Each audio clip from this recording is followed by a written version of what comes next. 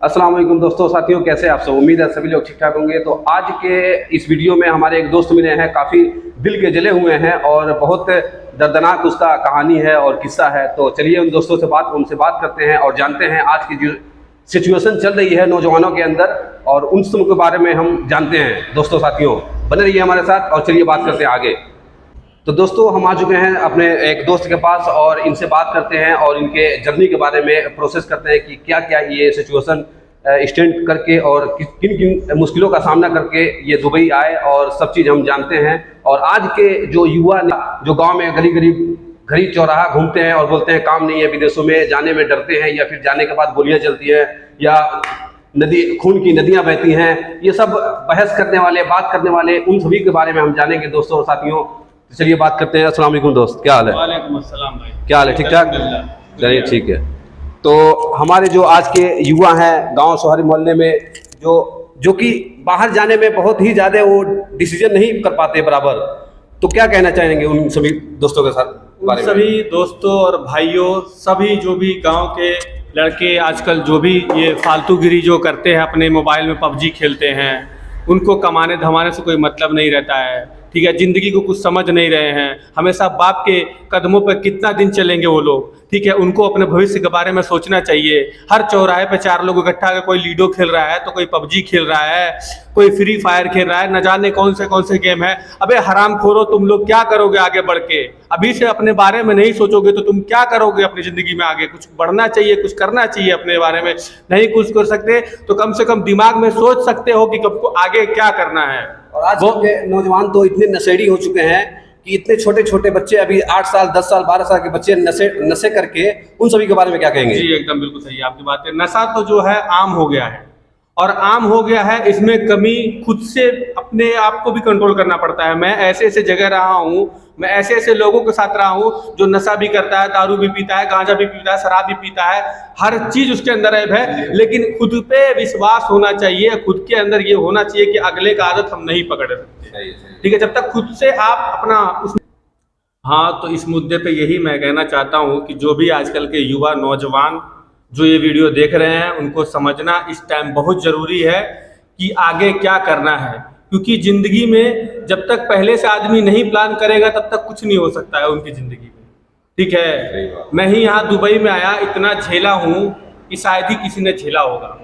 ठीक है, मैं यहाँ पे विजिट पे आया, मेरे को जब यहाँ पे आया तो कोई मेरे को रोड पे छोड़ के चला गया। उस टाइम मेरे पास 10 दरम थे मेरे जेब में। वो 10 दरम लेके मैं 1 महीने तक ढूंढता रहा कि किसी तरह मेरा काम लगे। मेरा एजेंट मेरा काम नहीं लगाया, फिर मैं खुद से जाके काम पे लगा, अच्छी कंपनी में काम किया। उसके बाद अल्हम्दुलिल्लाह इस टाइम लाइसेंस भी है, गाड़ी भी चलाता हूँ दुबई के अंदर, अच्छी इनकम है अल्हम्दुलिल्लाह, शुक्र है ऊपर वाले का। लेकिन जब तुम लोग खुद से नहीं कुछ करोगे तो तुम्हारे झोली में कोई भोसड़ी वाला ला के नहीं डालेगा। जब तक तुम खुद पे निर्भर नहीं रहोगे, कोई तुम्हारा हेल्प नहीं करेगा। अगर कोई तुमको 2 मिनट के लिए कोई हेल्प भी कर दिया कोई बाहर प्रदेश में, तो उसका एहसान इस दुनिया में सबसे बड़ा है तुम्हारे लिए। इतना सा जर्रा सा कोई तुम्हारे लिए बाहर मदद कर दे तो उसका बहुत बड़ा एहसान है तुम्हारे ऊपर। और तुम लोग दिन भर मोबाइल और पबजी, ये वो फलना ढमकाना, अबे करो, किसी मना नहीं किया है, लेकिन अपने आगे भी सोचो कि ये पबजी के बाद में आगे क्या करना है। पबजी खेलो, लाइफ के बारे में पबजी खेलो, हर चीज खेलो, लेकिन इसके आगे भी क्या करना है उसके बारे में भी सोच के आदमी को आजकल रखना चाहिए। सही है, ठीक है, रोक दो, बताओ आप। तो दोस्तों और साथियों, कहने का मकसद यही है कि जितने भी हमारे युवा नौजवान हमारे गली मोहल्ले में या फिर गांव में, शहर में जो भी आवारागर्दी करते हैं, घूमते हैं फिरते हैं, नशे करते हैं या फिर नशे की लत पड़ जाती है, उन सभी दोस्तों भाइयों से रिक्वेस्ट करते हैं हम लोग, परदेसी जो प्रदेश में रहते हैं उनको उसका दर्द दूसरा कोई नहीं समझ सकता है। जब इंसान गांव से, मुल्क से जब प्रदेश जाता है, प्रदेश जाने के बाद जब कोई सपोर्ट नहीं मिलता है, जब कोई सहारा नहीं मिलता है, तो फिर बात समझ में आती है कि हमने कितना साल गांव में और गली में और बाज़ारों में राउंड लगा के, चक्कर लगा के जाया कर दिया, फालतू कर दिया। वो सब बाहर जाने के बाद ही पता चलता है दोस्तों और साथियों। तो मैं आप लोगों से सबसे ज़रूरी बात कहना चाहूँगा कि आप लोग अपनी ज़िंदगी के ऊपर फोकस करें, अपना जो लाइफ के ऊपर फोकस करें दोस्तों साथियों, फोकस करें। फोकस सबसे बड़ा चीज़ है। आप जिस चीज़ को आप टारगेट बनाएंगे उसी की तरफ आपको एक एक कदम बढ़ के चलना पड़ेगा। अगर नहीं सोचेंगे, आप नहीं सोचेंगे, तो फिर कोई नहीं सोचने वाला है।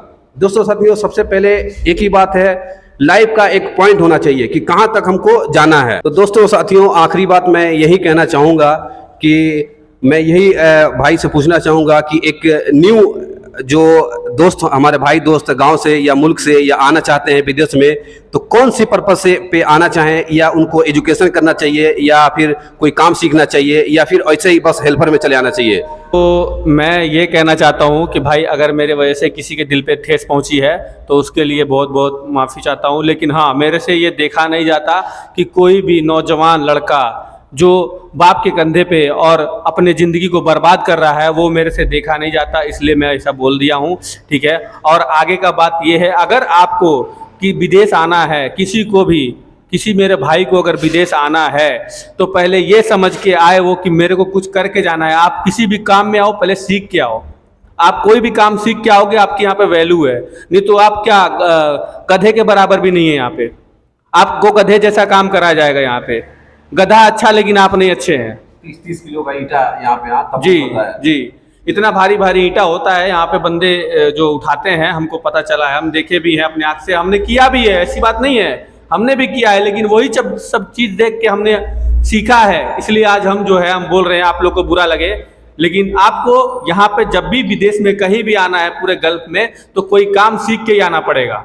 कोई काम सीख के अगर आप आएंगे तो उसमें आपकी वैल्यू ज़्यादा रहती है, ठीक है। मेरे हिसाब से आपको बहुत से तरह के काम हैं, ठीक है ना, कोई ज़रूरी नहीं है आप कोई भी काम, हुनर सीख के आइए यहाँ पे आना है तो। बिना हुनर के यहाँ पे आने मूर्खता है एक तरीके से देखा जाए तो, ठीक है ना।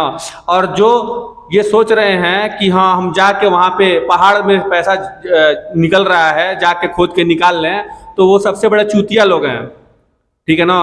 उनको ये बात समझना चाहिए, घर पे मेहनत करना चाहिए, कोई भी काम सीखना चाहिए, तब यहाँ पे आना चाहिए विदेश में। नहीं तो आपको जो हम लोग बता रहे हैं ये चीज़ कोई बताने वाला नहीं है। पहली बात तो दूसरे के बारे में कोई सोचता ही नहीं है, अपने पेट भरना है, अपना ही काम चलाना है, बस दूसरे के बारे में कोई नहीं सोचता। ये हमारे कहने का, वीडियो बनाने का यही मकसद है कि जो भी मेरा भाई, मेरा दोस्त यहाँ विदेश में या कहीं भी जाए, वो पहले काम सीखे, ठीक है, और अपना टाइम ज़्यादा से ज़्यादा ये सोचे कि मेरा टाइम ज़्यादा से ज़्यादा काम में बीते, बर्बाद ना करे ये फालतू की चीज़ों में, ठीक है। तो यही मेरी बात थी, और इसी के साथ मैं आप लोग से जो भी मैं कहा आपको बुरा लगा होगा, लेकिन मैं माफ़ी चाहता हूँ। जिसको बुरा लगे लगे, लेकिन मैं यही कहना चाहता हूँ, जो आए यहाँ पे वो काम सीख के आए, कोई भी काम सीख के आए। That's it.